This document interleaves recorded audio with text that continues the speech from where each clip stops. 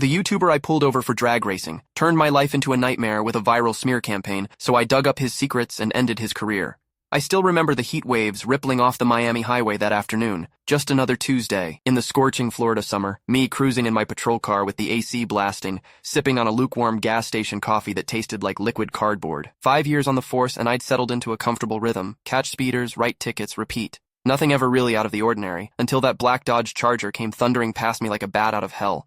My radar gun practically had a heart attack. 115 in a 75.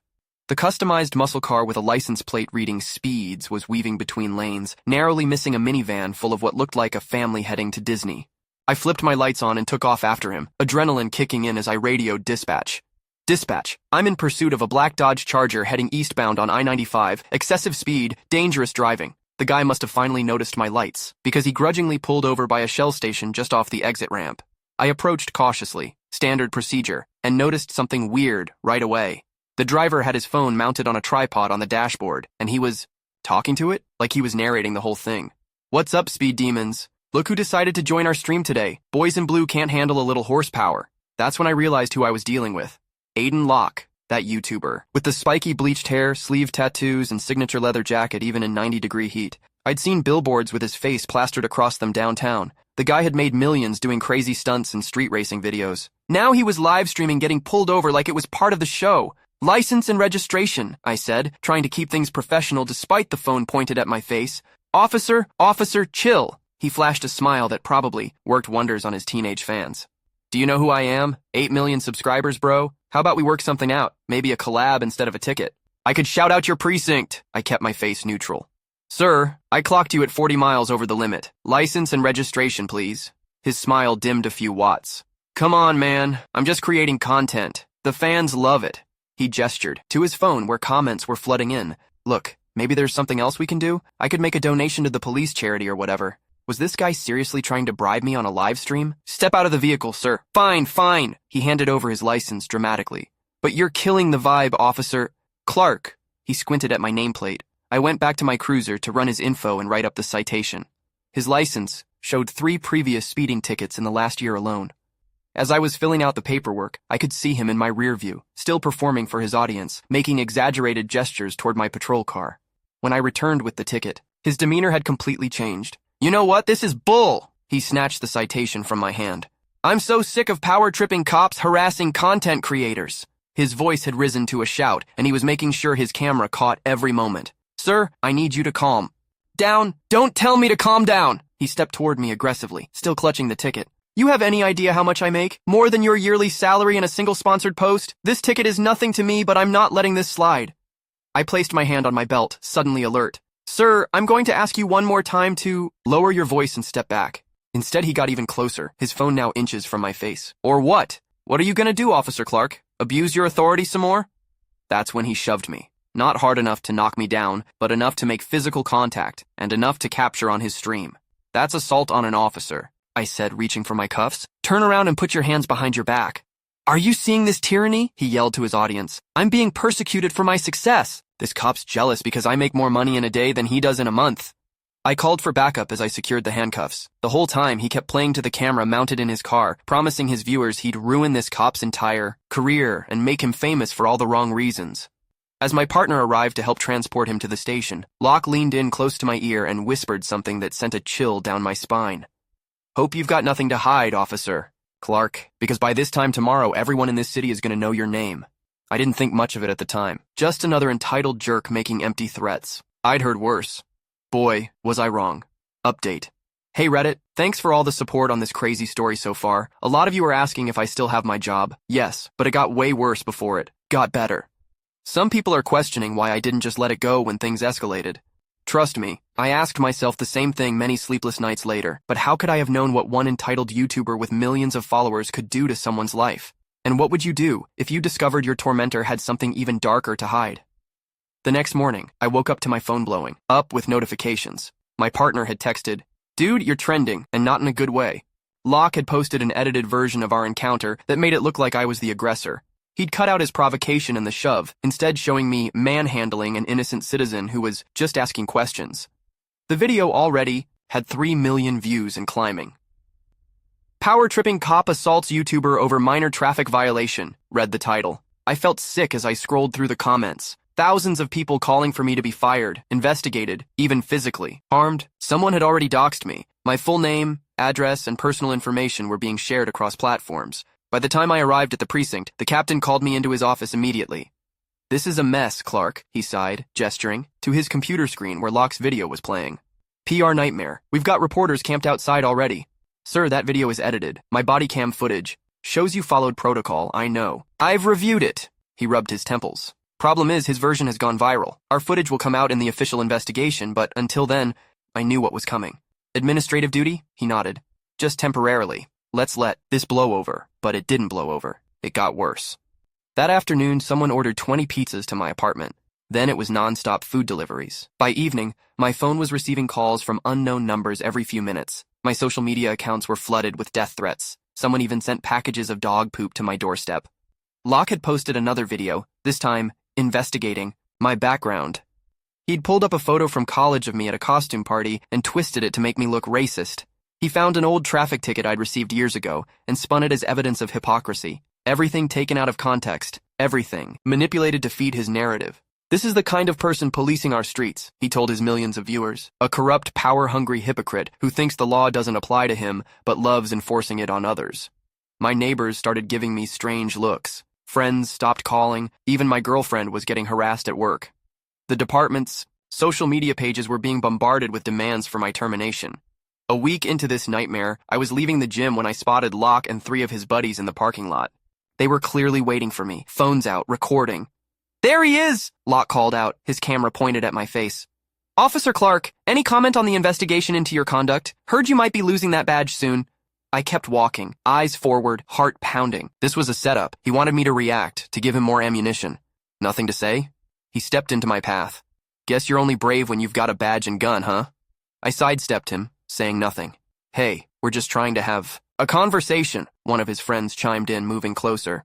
"Public servant afraid of the public?" Thankfully, 2 actual patrol officers pulled into the lot. Someone from the gym must have called it in. Locke and his crew scattered like cockroaches when the light comes on. That night, I got an unexpected call from a number I didn't recognize. I almost didn't answer, assuming it was another harasser, but something made me pick up. "Officer Clark?" A woman's voice, hesitant. "My name is Sophia Martinez. You don't know me, but I used to date Aiden Locke, and I think I can help you. Update. I'm overwhelmed by all your messages of support. Several of you have asked if I could have filed a restraining order or sued for defamation. Truth is, I tried both. The restraining order was pending, and my lawyer said a defamation case would take months, if not years. Meanwhile, my life was falling apart by the hour. Some of you think meeting Sophia was too convenient, like something out of a movie. I thought so too. But when you're drowning and someone throws you a rope, do you question where it came from? And what would you do if that rope led to something far more twisted than you ever imagined?" Sophia agreed to meet me at a quiet coffee shop across town, where I was less likely to be recognized.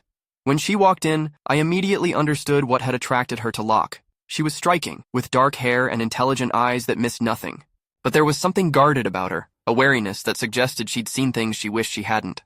"Thanks for meeting me," I said, as she slid into the booth opposite me, clutching her iced coffee like a lifeline. "I've been watching what Aiden's doing to you," she said quietly. "It's not the first time he's done something like this." "You mean targeting people?" She nodded, glancing around nervously. "Aiden doesn't just make content, he manufactures outrage. It's his business model, but with you, it's personal. You humiliated him in front of his fans. In his mind, you need to be destroyed." "Great," I muttered, taking a sip of my black coffee that tasted like burnt rubber at this point. "So what can I do? Just sit back and watch my life implode?" "Actually," she leaned forward, "I have information that might help. Aiden's planning something big this weekend, a party at an abandoned warehouse he bought under a shell company. He's calling it his vindication celebration. It's invitation only for his inner circle, completely off the books. And there will be drugs there, lots of them, some stolen property too." She pulled out her phone and showed me texts from Locke about the party. "He's been planning this for weeks. It's where he goes to let loose when he's not playing his YouTube persona." "Why are you telling me this?" I asked, suspicious despite my desperation. "If you were close enough to get these texts, why turn on him now?" Sophia's expression darkened. "Because I know what he did to the last person who crossed him, a store owner who caught him shoplifting and called him out. Aiden sent his followers after the guy until his business closed. The man had to move to another state." She twisted a napkin between her fingers. "Aiden gets off on this stuff, the power, the destruction. Someone needs to stop him before he ruins more lives. She went on to explain that the party wasn't just any celebration, it was where Locke kept trophies from his victories, including items he'd apparently stolen from my apartment during a break-in I didn't even know had happened. That explained the missing watch my dad had given me that I thought I'd simply misplaced. With Sophia's information, I went to my captain. At first, he was skeptical, but when I showed him the texts and explained everything, he saw an opportunity to not only clear my name but take down someone who'd been tormenting one of his officers. We'll need to do this by the book, he warned. One mistake, and Locke turns it into more ammunition against you and the department. The plan was set. Sophia would confirm the party details, and a team would raid the warehouse at precisely the right moment. I'd be nowhere near the scene. This had to be clean. Saturday night came, and I sat in my apartment, phone in hand, waiting for news. Around midnight, my captain called. "We got him," he said, his voice triumphant. "Everything was exactly where your informant said it would be. Drugs, stolen property, including your watch, and a whole computer setup where he was coordinating the harassment campaign against you. The kid's going away for a while." The relief that washed over me was indescribable, but it wasn't over yet. The next day, body cam footage from the raid was released to counter the narrative Locke had created. There he was, caught red-handed with cocaine on the table in front of him, my stolen watch in a display case labeled Officer Clark's daddy gift, and a whiteboard with detailed plans for what he called Operation Destroy Clark. His fans were in disbelief. Many abandoned him immediately. Others tried to defend him until the full police report came out, including statements from partygoers who turned on Locke to save themselves. The final nail in the coffin was when someone leaked screenshots of Locke's private Discord server, where he'd been coordinating the harassment, even offering prizes to whoever could make Officer Clark's life the most miserable. 3 weeks later, I watched the news as Locke was sentenced to 3 years for drug possession, theft, cyber harassment, and inciting violence. His channel hemorrhaged subscribers, and brands dropped him like a hot potato. Me, I was back on patrol duty. The department even gave me a commendation for grace under extreme duress. A podcast about internet culture interviewed me about the experience, and suddenly I was getting messages from officers across the country who'd faced similar situations. It was weird being on the other side of internet fame, this time for all the right reasons. Articles were written about the dangers of mob justice and influencer accountability. Some law enforcement agencies even used my case as a training example of how not to engage with provocateurs on camera. Last week I drove past that Shell station where it all began. The memory of that first encounter with Locke felt like something from another lifetime. I thought about Sophia, who'd moved to Seattle after testifying. She'd sent me one text after the trial. Not all heroes wear capes, some wear badges. I don't feel like a hero. Just a cop who got caught in a storm and somehow made it to the other side. Update. Thanks for staying with me through this wild ride, Reddit.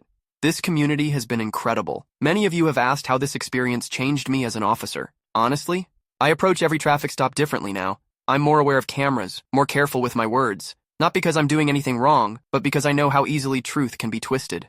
Some days I still check over my shoulder, wondering if another Aiden Locke is out there waiting to make me their next target. The nightmares have mostly stopped, but sometimes I still wake up in a cold sweat, hearing that whisper in my ear. Everyone in this city is going to know your name. Is fame worth destroying someone else's life? And what happens when the tables turn and the destroyer becomes the destroyed? As for Locke, last I heard he was trying to rebrand himself from prison with reflection videos recorded during phone calls. Some people never learn. But me? I learned more than I ever wanted to about the dark side of internet fame. If there's one thing this whole mess taught me, it's that justice might work slowly, but it does work. And sometimes, it even goes viral.